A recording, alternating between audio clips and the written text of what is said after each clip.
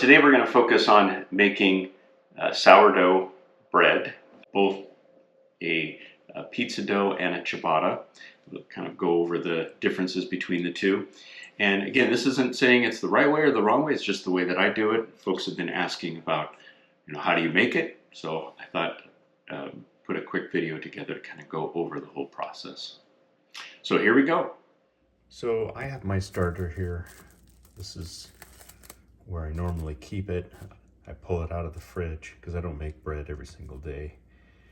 And it's a well-established culture, so what I end up doing is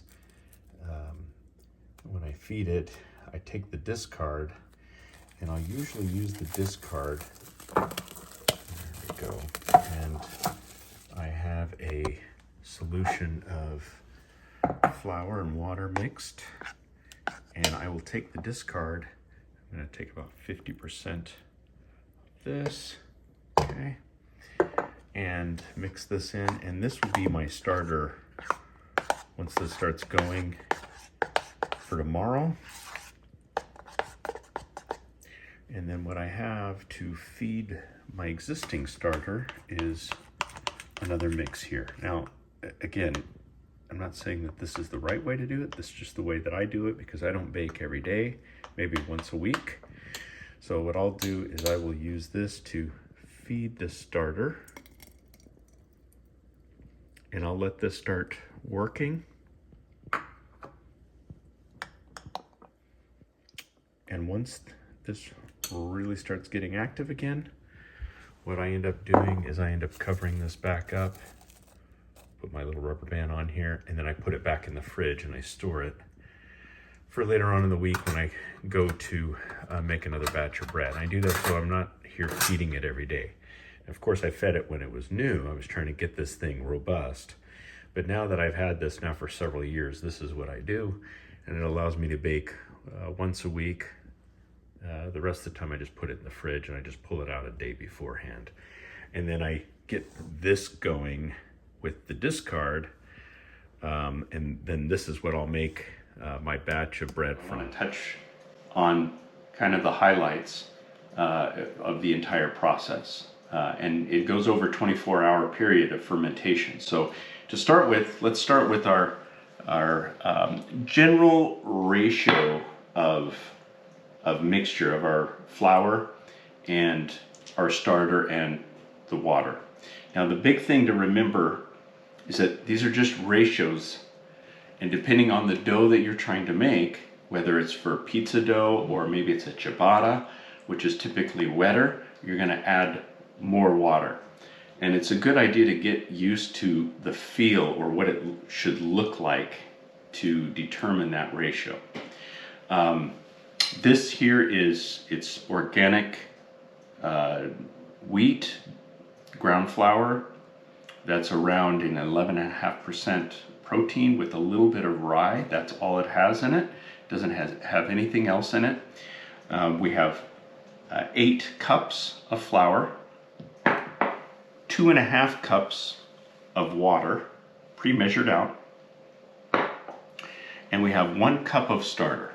Now again, this is just the ratio that I use as a starting point. And then for salt, typically do about a full tablespoon of salt that we would mix into this flour. Now I already dumped it in here and mixed it in with my flour, so I'm not going to dump that in this video. So let's go ahead and get started. So we'll get our flour in here. So we've got that. Now we'll get our water mixed in. All right.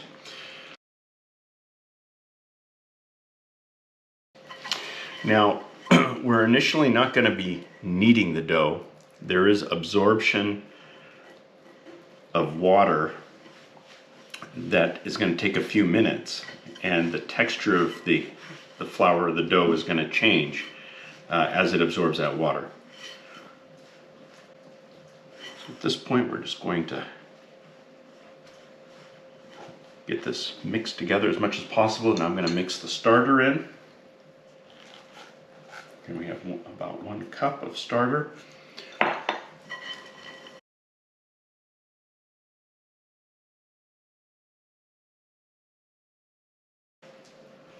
So right now we're just trying to get this all mixed together is what we're trying to do. Once we get everything mixed together really well, we'll give it a few minutes to absorb water, and then we'll knead it. All right, so now we're gonna give it a few minutes, maybe about 5 minutes, and then I'll come back and we'll start kneading it. All right, so it's been about 8 minutes, so we're gonna start kneading this dough, and we can see that the overall texture of it has changed. It's become more, let's see, Play-Doh-like, if you want to call it that. But at this point, we want to knead this. Now, just some things about texture. This is going to be for pizza dough. So you can see it's a drier mix compared to this that I mixed up that's for ciabatta. This is sticky. Okay, so the difference is depending on what style of bread that you're going to make. Ciabatta, typically we want it wetter. That's allows it, you're going to get more of the bubbles, the air bubbles that are inside of it. On the other hand, with pizza, we want it to be a slightly drier mix. So just be aware that if you're trying to make a different type of bread, then you're going to have to change the water content. Okay? So with this pizza dough, we're going to knead this. If you did it on a flat surface that's open, it's a little easier to do that. I'm just doing this here so I don't make that much of a mess here in the kitchen.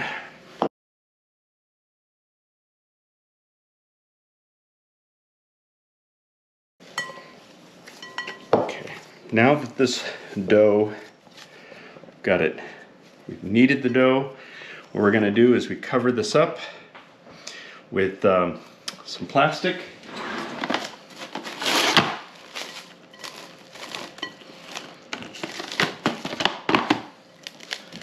And then what I normally do is just pop a little hole in here for air. And then we're gonna let this rise. So what I'm gonna do is actually put this on the shelf in a warm place, let it fully rise. And that's usually around 12 hours. And then what I'm gonna do is after it fully rises, I'll put it in the fridge, keep it in there overnight, and then pull it out about an hour before I go to bake it. And the reason why I do that is putting it in the fridge helps slow things down, and the texture improves, the flavor, the quality overall is better that way. If you leave it out on the counter overnight for 24 hours, what happens a lot of times is you lose a lot of the structure. The dough just doesn't have it over ferments, and you'll find that it doesn't maintain the air, the carbon dioxide, and the fluffiness or the lightness of the bread. So that's why we do that. So we're going to let this sit out in a warm place, and then we'll come back after the full fermentation and start baking. The dough has risen through the night. It's fermented. It's been 24 hours. So now what we did is preheat the oven to around 430 with the Dutch oven. So what we're gonna do here, just so you can see what this looks like, although I don't know why that was upside down. We're gonna get this preheated. Give it about a good 30 to 40 minutes so it can preheat really well. I've been lazy here. I have my pizza stone. I just set it up on top of there, but that's just because I'm going to switch back and forth for some of my actual pizza. So that's why I leave that stone there. But for the actual ciabatta, we want to do that in the Dutch oven. The Dutch oven is going to give you the ability to cook it and keep the moisture in there so that it doesn't dry out your dough. It'll actually maintain better texture. The dough, we pulled it out of the fridge. So this has been in the fridge for about 7.5 to 8 hours. And then what I'm going to do is use parchment paper. And the beauty of doing parchment paper is that we can put our dough in here we can cover it, and then when it's time to put it in the Dutch oven, I just grab it and gently put it in the Dutch oven, put the cover on, leave the parchment paper on there, and it won't stick to the parchment paper. That way you don't have to worry about getting your hands dirty, and it just makes a very clean way of cooking it. So what I normally do is get the parchment paper, put it in my basket or whatever I'm going to use.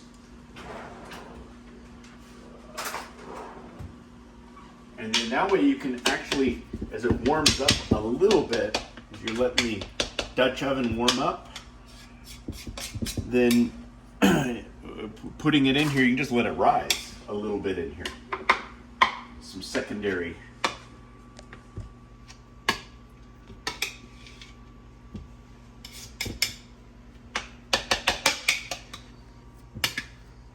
This is what we're going to do. So we take it, you can fold this over. Drop that right like so. And then with a knife, you can score it. All that does is create, it's kind of like in concrete, a stress mark, where as this thing starts to lift when you cook it, it gives it a stress area where it can kind of peel back. Otherwise, you don't know where it's going to go. It doesn't matter, you don't have to do that, it's more about aesthetics. And then we'll grab this other piece.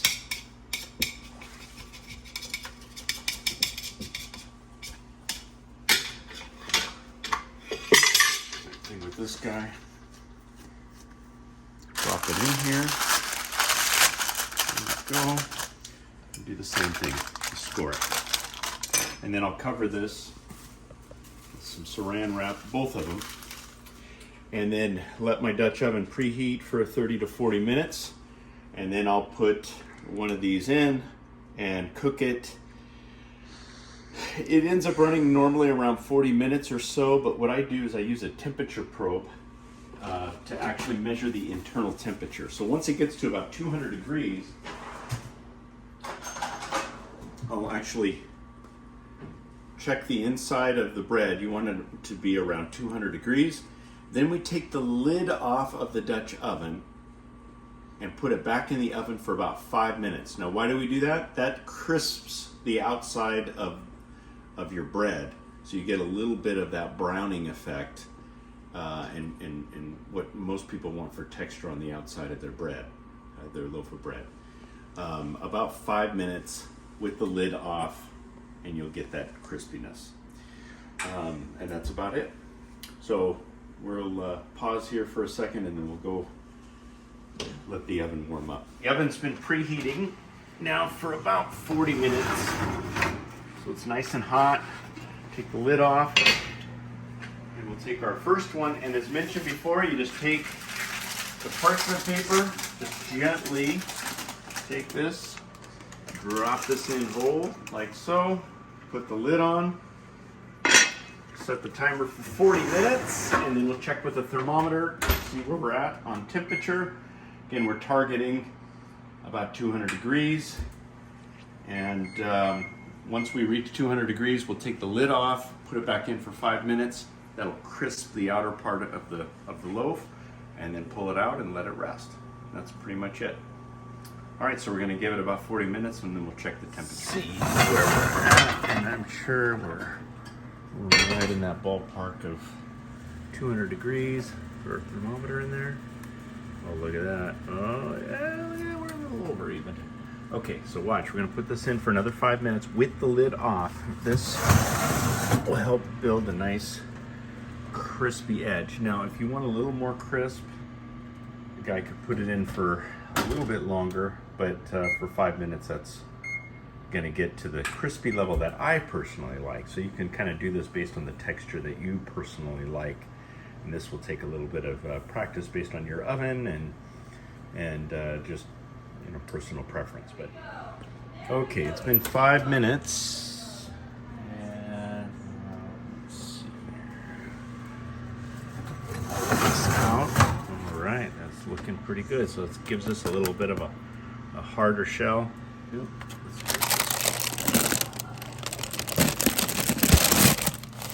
There we go. And then we want to take this off and let that rest. And I wouldn't dig into that for at least 30 minutes. Let that cool down a little bit. And now you got yourself a nice loaf of bread. All right. So hopefully this was helpful. And again, there's no right or wrong to this. Each person kind of develops their own kind of style and their own approach. This is just the way I do it. I'm not saying it's the right way. It's just I've learned that this works for me and produces a decent product that we're able to enjoy. So again, hopefully it's been helpful, and hopefully you'll be able to make some great bread that you enjoy. Okay, my wife cut into this, so the problem when you have fresh bread, people can't resist. See if I can hold this camera.